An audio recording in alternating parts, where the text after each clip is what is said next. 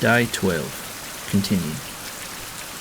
To finish up this day's entry, I'll continue it from finding the obsidian deposit.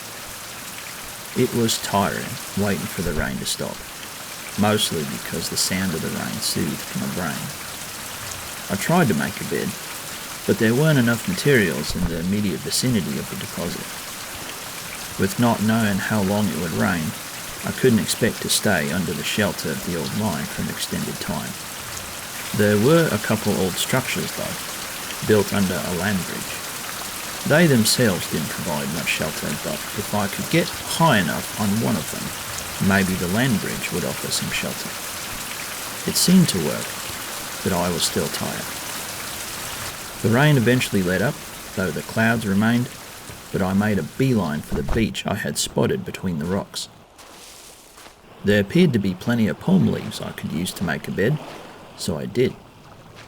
And I crashed to sleep right there on the beach for 12 hours or so. Day 13. Do you know what it's like to wake up in a puddle of water? I do now.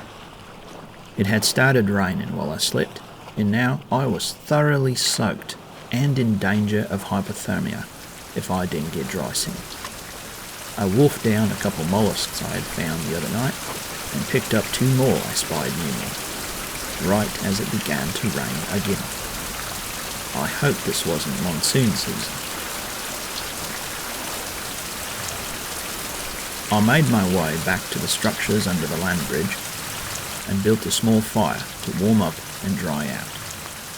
I didn't have enough wood at first, so I had to scavenge. I found a few old beat-up buckets I managed to convert into tinder. I made my fire at the base of one of the structures and sat there for a while, listening to the rain, telling me what a fool I'd been. I didn't have anything to cry in pain about, though, so it didn't need to go anywhere. I snacked on some food and sat with my thoughts. I had been rushing myself when I first washed ashore. Everything was about putting out fires, so to speak.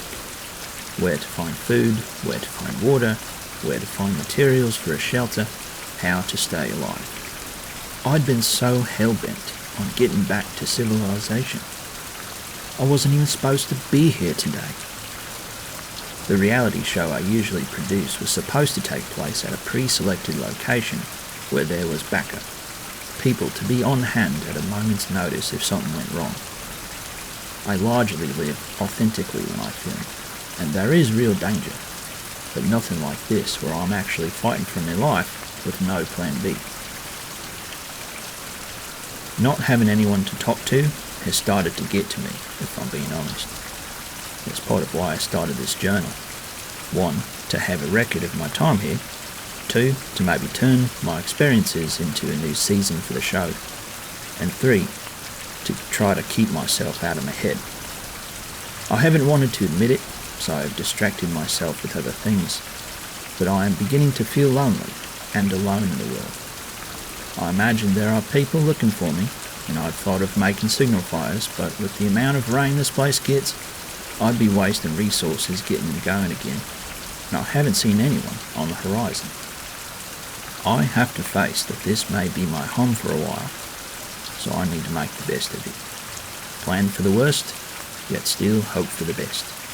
I just hope I'm not here so long that people back home write me off as dead. After the rain let up, I immediately set out for my shelter. Since I hadn't charted this part of the island, I had to keep my eyes open for predators. I spotted a stone structure and moved toward it. Had to kill a short-eared dog, but more food for me. The best way I can describe these things is if you combine a dog and a squirrel. The structure turned out to be a clay deposit and a reservoir of fresh water. That took a huge weight off my shoulders. Those random bottles of what the notes I'd found called living water were few and far between and couldn't be relied upon. But knowing this fresh water was just across the bay really took my mind off worrying about staying hydrated, despite having the ability to build water collectors.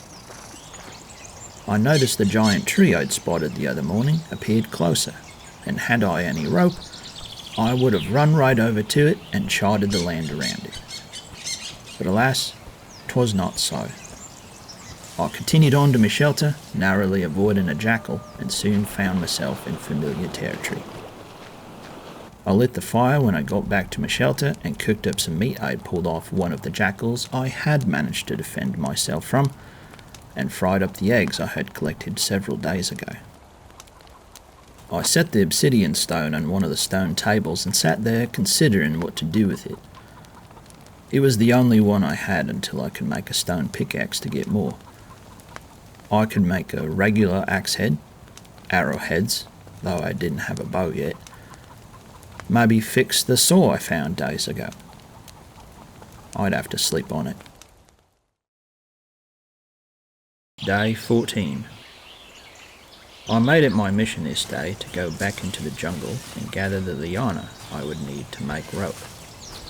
There were so many sounds I didn't remember hearing the first time I had come through, but it had been dark at the time, and I had been more concerned with getting out of there than sticking around. I heard hissing every so often, and I recalled being bitten by a snake in this area, so I made it a side mission to kill every snake I found.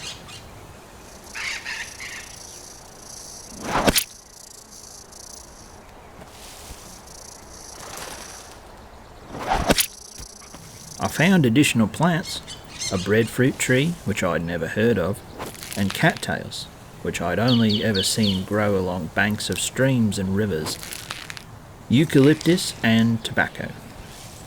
I'm sure the cattails might be good for something. I'd just have to find out. The eucalyptus and tobacco I could use for poultices. With the liana I needed, I headed home, falling down the side of a small cliff like how I previously fell off the outcrop. When I got home, I prepared for bed, for the first time feeling content and relaxed. However, I'd never get to sleep with the incessant squawking of that hawk outside my window. So I hunted it.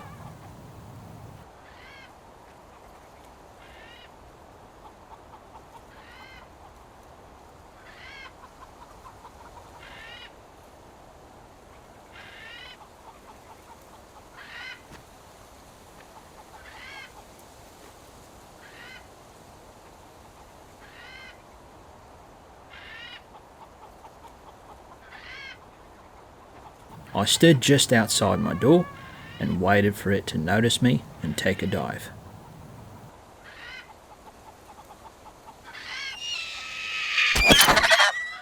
And then I met it with my spear. I wasn't so lonely yet that I'd put up with that squawking. It might have tried to attack me in my sleep the way it was flying so close. One had tried before. I assembled a workbench that I'd need to make other types of tools.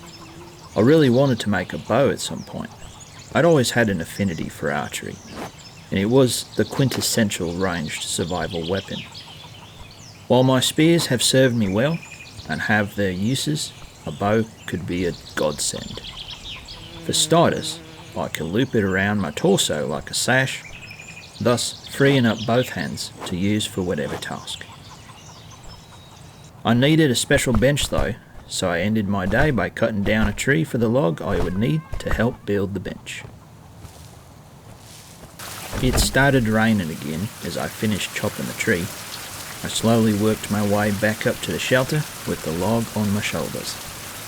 That took a lot more out of me than I wanted, but I knew I would be getting the first wonderful sleep I'd had since washing ashore. And I promptly crashed on my bed. I don't even remember hitting the leafless mattress, but with leaves.